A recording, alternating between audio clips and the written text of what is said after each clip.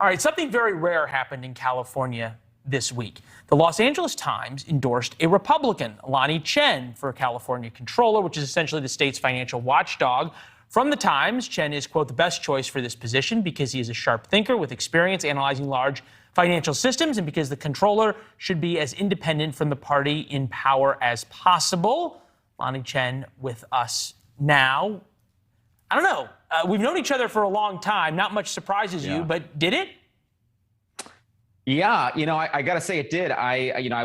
Got the news very early in the morning here in California, and my phone was buzzing, and I looked over. I said, "Well, that looks like me."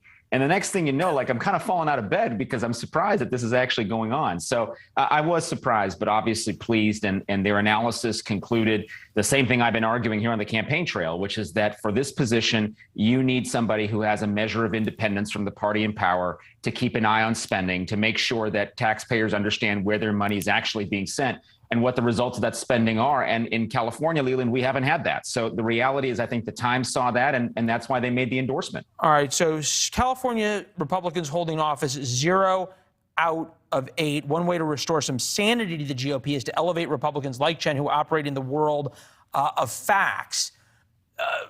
Interesting perspective there. How much of what you're going to be facing come the general election is answering for the craziest in the Republican Party in a place that's not exactly popular?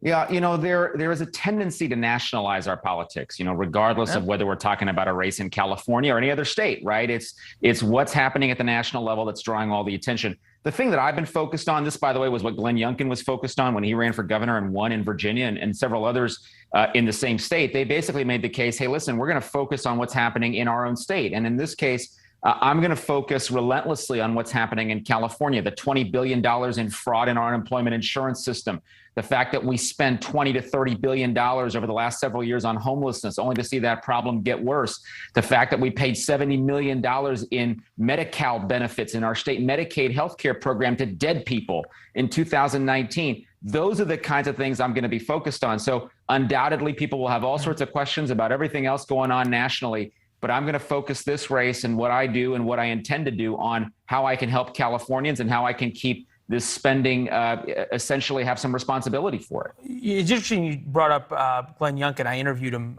right before he got elected governor, and you could not, for the life of you, get him to say the word Trump in any interview. Disciplined and would talk about what was happening in Virginia.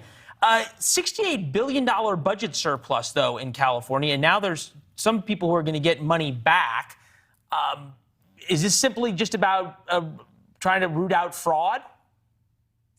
Well, it's not just about fraud, Leland. It goes beyond that, because the question is, are we getting the kinds of results for our spending that we should be getting? As Californians, we put so much money. The state of California, the controller oversees the writing of $300 billion of checks a year. And if you think about where all that money goes and you look at the challenges we have, K through 12 schools, another great example. We once had the best schools in the country.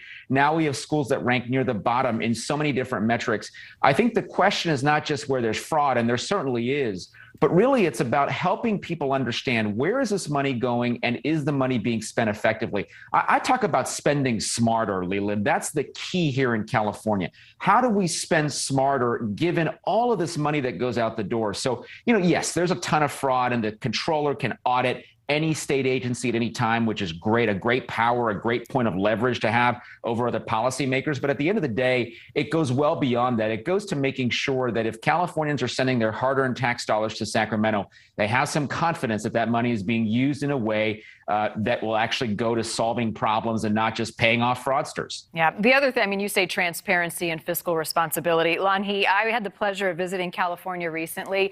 I did not, however, enjoy filling up the gas tank. It is incredibly expensive there and has been going up over the last couple of months. And then we hear that the gas tax in California could get even higher. So currently, your state has the highest in the nation, 51 cents a gallon. That's the tax compared to the national average of 31 cents. And as it goes higher, we're now talking about 53 cents per gallon in a tax. So if you were controller right now, how would you handle that?